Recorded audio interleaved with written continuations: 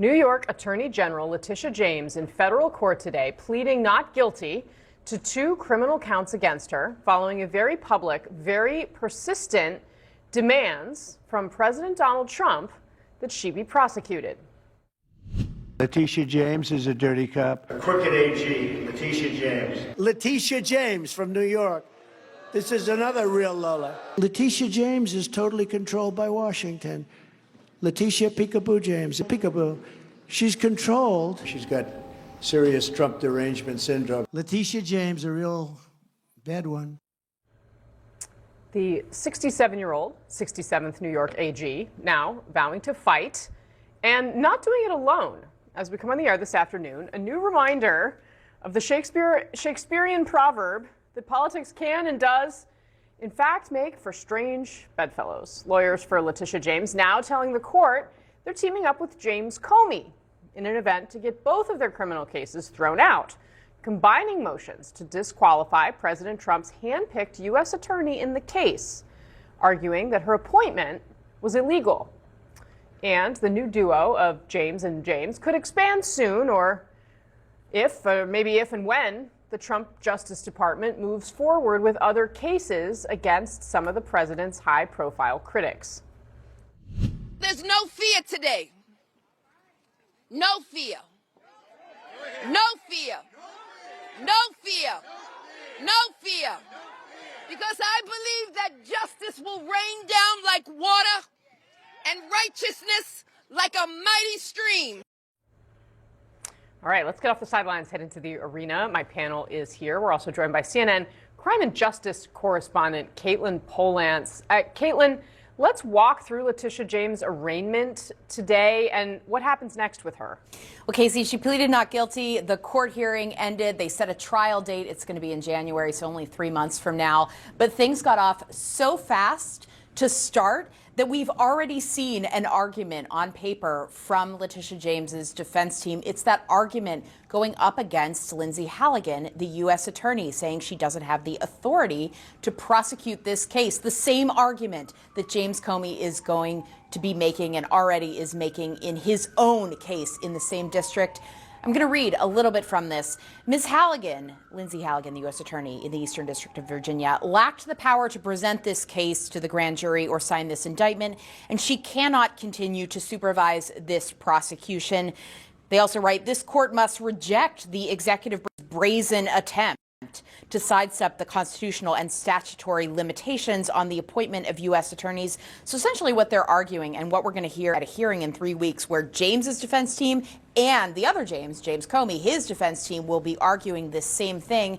They're saying that Lindsey Halligan was appointed to this position too far into an administration to not have someone confirmed by the U.S. Senate into that post, that this is Donald Trump run amok, running the Justice Department as the president, and that also she wasn't someone that was coming from inside the U.S. Attorney's Office or the Justice Department to become the U.S. Attorney and prosecute this case, take it through the grand jury.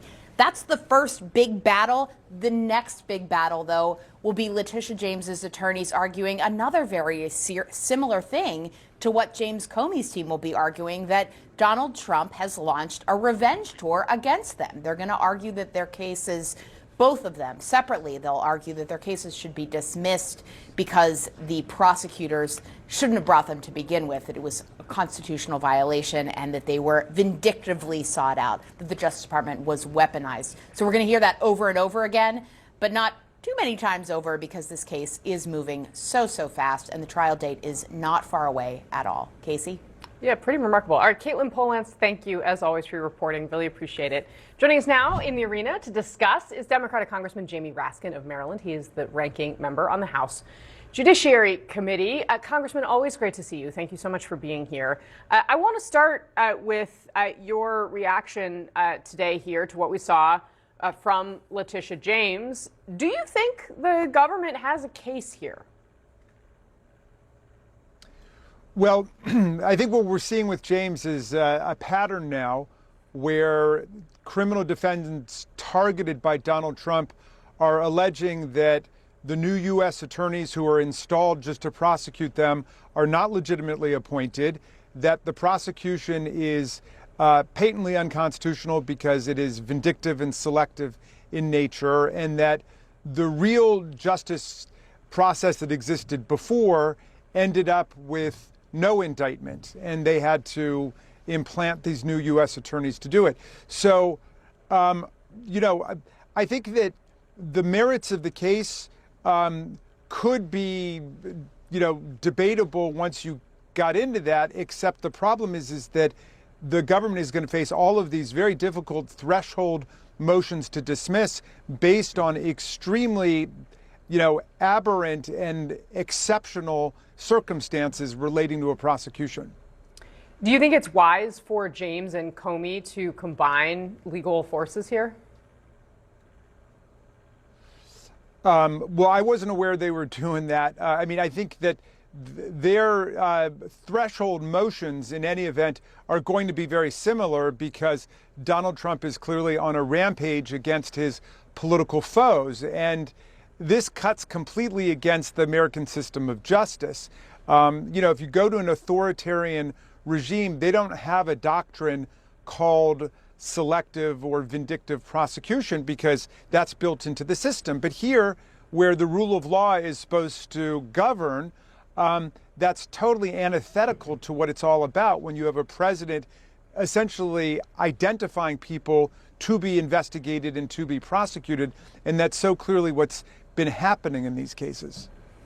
I also want to walk through with you something we learned about yesterday from the former special counsel in the January 6th investigation, Jack Smith.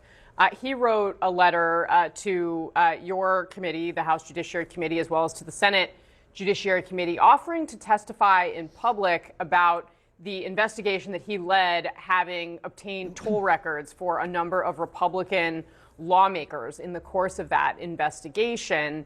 Would you like to see Jack Smith testify? Absolutely. We have seen the special counsels and the independent counsels going all the way back to Kenneth Starr all come and testify in public about their investigations and about all of the legal issues that are raised there. And there's no reason for this to be a back room behind closed door session led by the Republicans on the committee. It should be a public hearing where everybody can hear him. I was going to say, do you think Jim Jordan will go for it? Will he go for having it in public? Well, he should go for it if he is willing to honor the precedent of our committee, which has always had the special counsels come in and testify in public before the entire committee, before the Congress, and before the public. And the only reason they wouldn't do that is if they're afraid that Jack Smith would be far too convincing and far too compelling to the public in what he's going to say. So our fear is that they want to get him into a closed room and then very quickly cherry pick a couple of statements or a couple of words, leak it out and try to spin it and distort it. We should let the whole world hear from Jack Smith about what he found in his investigation. And if the Republicans think that he did something wrong, then by all means they can question him on it. But it's only if they're afraid of the answers that they would try to keep it behind closed doors. Are you generally comfortable with the idea of the Department of Justice getting a hold of lawmakers' cell phone toll records? So, obviously, as a matter of course, that shouldn't happen, only as part of a criminal investigation. Of course. Obviously, our Republican colleagues... But even in that context.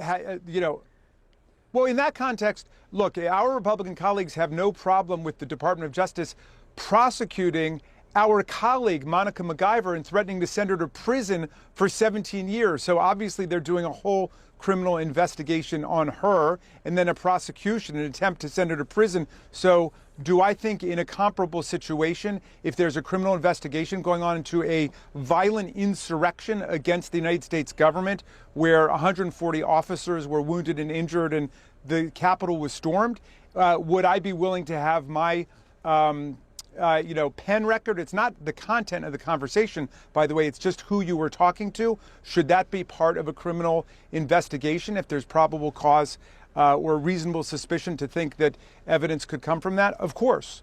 But all of that should be within the rule of law. But this has been completely within the rule of law. And those Republicans who are saying their phones were tapped are just telling falsehoods. That's not true. Nobody's phone was tapped. What they were asking for was the records of the conversations.